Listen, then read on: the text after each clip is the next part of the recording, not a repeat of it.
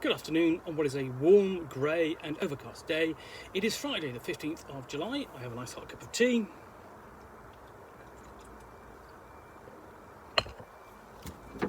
And something odd to unbox, which is Dungeons & Dragons Icons of the Realms Storm King's Thunder Box 2, which is a set of miniatures released essentially basically through Wizards of the Coast, through WizKids for Wizards of the Coast Storm King's Thunder campaign set. Now these miniatures, as you can see, this is illustrations on the back.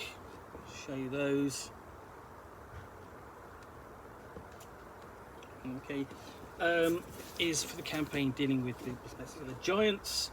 Let's see if there's anything. Yeah, okay, so let's find out what they look like inside. I have 4 permissions to open this. And it makes for a bit of an interesting unboxing. It's not something I'm planning to go and do too often because I won't necessarily have access to such miniatures. But I'm going to show you unbox them, show you the quality and show you what they're like. So they come out neatly enough in their tray like that.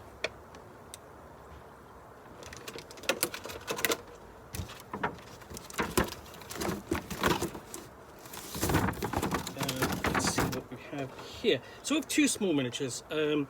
This is comes out easily enough, and these are all fully painted, ready to use in game. So that is colour Dark Hope, quite nicely detailed on the face. Let's see if I can bring that into focus. Not quite, but she is, but just generally quite an austere looking figure. Nicely clicks back into the plastic holder. And then we have Pao Ming, presumably Evil Sorcerer, and again nice little detail on the face, just can't get that quite in focus, but sense of the snake wreathing around him as he holds aloft a wand. So those are the 2 small figures that you get in there, and these actually require a little bit of wire work at the back. Quite a lot of wire work into the back. I'm just trying to see how. There we go. So, yep. Okay. So these.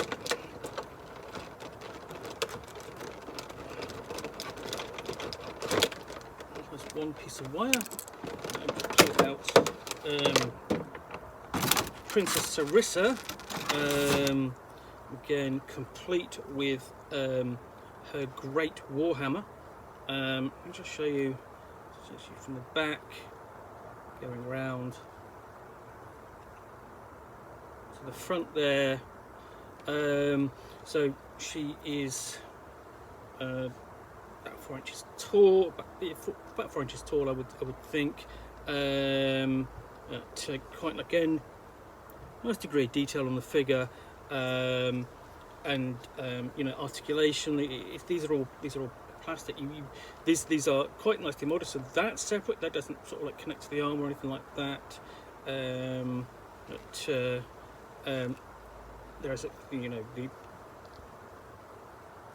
Let's see. So yeah, she's got hold of her hammer in the one hand, and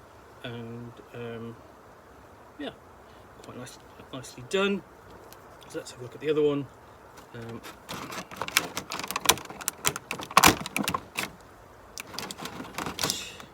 So just undoing that come away a bit easier. And this is Princess Nim. And there's a nice sense of movement, I think, to this figure. You know, the you know, obviously the whole idea that she is moving through the air as you know, and it's done by, you've got this quite a large plastic column which goes up underneath sort of like the back of her dress, but you put that on the table, it's not really that noticeable in play. She's quite, you know, quite an imposing figure because of the way she is, you know, she's standing. You know, the staff itself, I don't know whether it's actually meant to be that curved. You know, ideally that should sort of like be kind of straight, but you know, and again, there's a sort of like there is a sort of nice sense of malevolence to her features, and overall, yeah, quite impressed by. I mean, there's not a lot of colour to it, which is a little bit disappointing, but still, she has a nice sense of malevolence and movement to her. Okay, let's see what else we have got.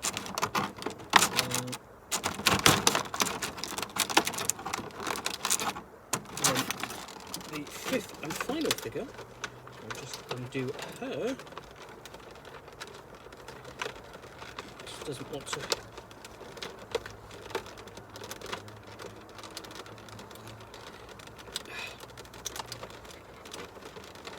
Yep, it's really annoying that these things, you want to get these things undone in a hurry, and can't. There we go, that's beginning to come.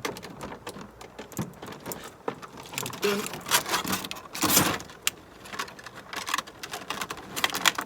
And the third figure is Princess Miran, and this is a much basically weightier figure, in part because it's got this huge plastic sort of like base of air that she's sort of like or sort of floating or walking on.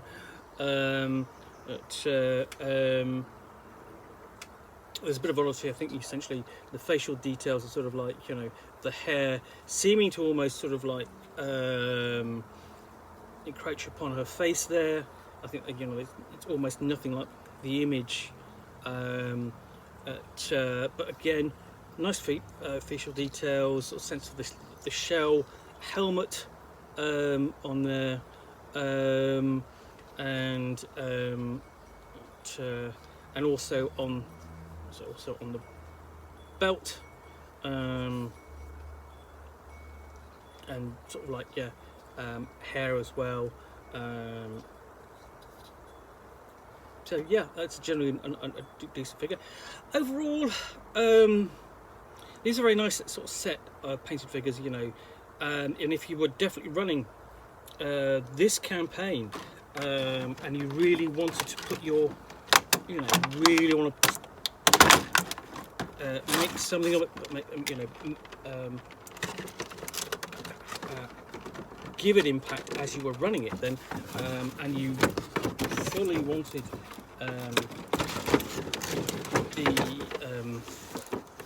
you know, sort of like you bring these out on the table and they're going to look really impressive, I think. And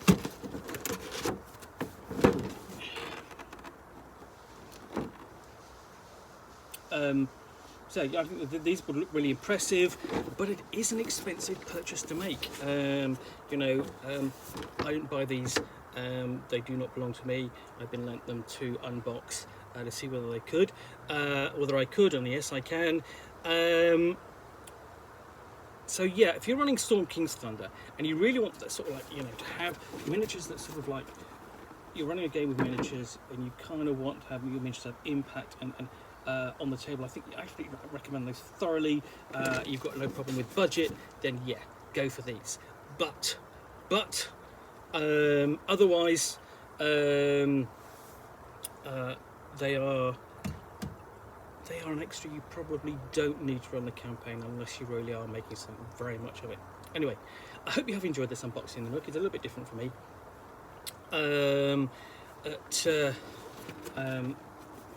If you have, then please do click on the like button down below. And of course, if you've got any comments or feedback, I appreciate you taking the time to post those. And lastly, if you want to be alerted to get more unboxings of the Nook, where you'll see me out here with a box and usually a book or game, which I'll chat about to the best extent of my knowledge for roughly 10 minutes or so, all of course accompanied by a nice hot cup of tea.